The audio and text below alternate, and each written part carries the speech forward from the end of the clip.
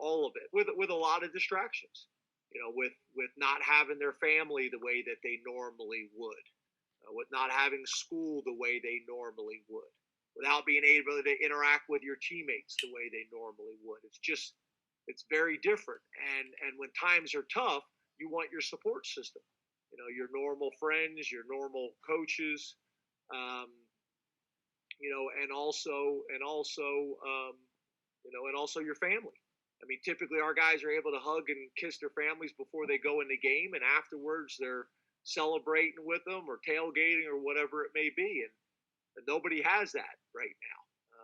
I know a couple states have got even more stringent here. A couple states have I think there's going to be no fans, in a couple stadiums. There's and I think we have some things that are changing here in our state of Pennsylvania, and here specifically in Center County. So it's spiking right now. The other thing is, we continue to have issues, with false positives, and we can't seem to get a whole lot of feedback and support to get answers to it. We've been for about a month. We've been trying to figure out why we're having so many. We didn't have Terry Smith for 2 days this week, and we didn't have Brent Pry today. It's been an issue all year. I think we're up to 43 false positives. So that's 43 people in our football program that have missed practices. So, we're knock on wood and thank God we're not having the COVID positives where guys are like one or two guys are missing long periods of time, but we're constantly missing, players and staff from practices and meetings and work all day. So it's just a lot of different moving parts right now. I see all over the country, games being canceled or postponed or whatever it may be. And I think, knock on wood, I hate to say this because, it could change on you quickly, but we've done a pretty good job of keeping everybody safe and healthy, and that's my number one priority. But we also got to do that and play good football. We got to do both. I think we've done a pretty good job of one, and we got to do a much better job with the other.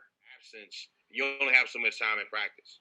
Yeah, to your point, it's got to be next man up, and you got Zooms, you got people on computers running around at practice holding computers, and for the players and for the staff, and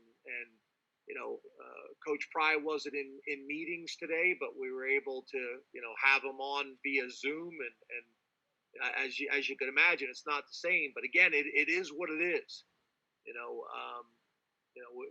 Obviously, coaches and the conference and across the country, everybody was fighting to try to get this season to work, and we knew there was going to be challenges that came with it, and there's been a lot of them. Phil, can football be coached this way? I mean, basketball, you can go out and work on your free throws and your jump shot and your driveway. Baseball, you can go hit some batting practice. With the down and dirty, nitty gritty things that you have to do, you're talking about time. James is talking about coaches having false positives and carrying computers out on the field during practice so they can see. I mean, is it absurd to think that we can even expect any level of normalcy when you're doing things like this? As coaches, I think so. I mean, it's definitely difficult.